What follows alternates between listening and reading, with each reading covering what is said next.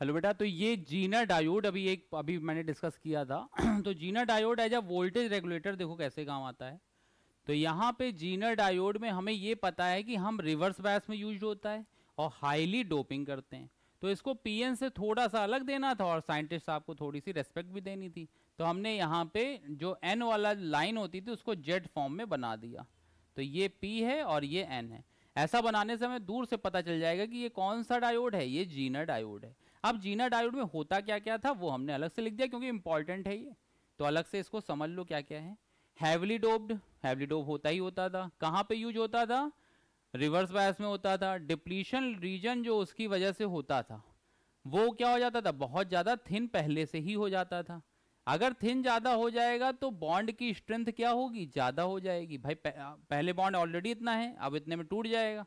अब जब इतना था तो इतना तो फैलेगा ही ना, तो वहां तक की तो टाइम मिल ही गया इसको। तो ये तुम्हारा कहलाएगा रिवर्स बायस में ई की स्ट्रेंथ क्या होगी? ज्यादा हो जाएगी।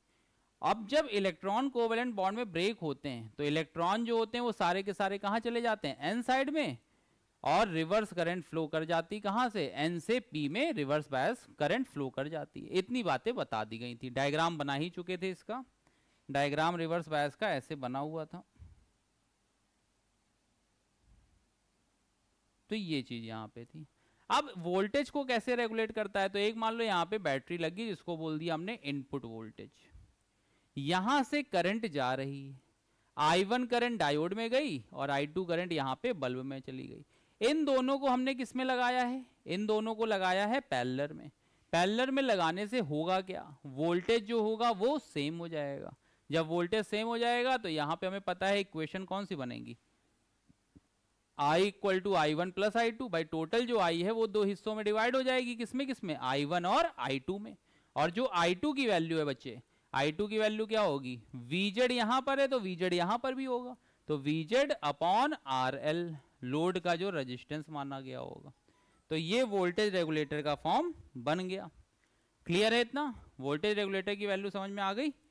तो अब ये वाला पार्ट पूरा कंप्लीट हो जाएगा जिसमें सेमीकंडक्टर के बारे में बताया गया है। लॉजिक गेट इस साल कोर्स में नहीं है बोर्ड के लिए, लेकिन मेंस में है, तो वहां के लिए अलग से वीडियो बनाएंगे। इस वीडियो में इसको इंट्रोड्यूस नहीं कर रहे हैं। तो तुम्हारा इलेक्ट्रॉनिक डिवाइस में सेमीकंडक्टर हो गया जो कि तुम्हारे सिलेबस में था। मेंस के सिलेबस में और नीट के सिलेबस के हिसाब से उसके लिए अलग वीडियो बन जाएगी। बोर्ड के लिए परेशान मत होना तुम लोग। क्लियर है बच्चे इतना? चलो ठीक है, good bye, take care of you, bye bye.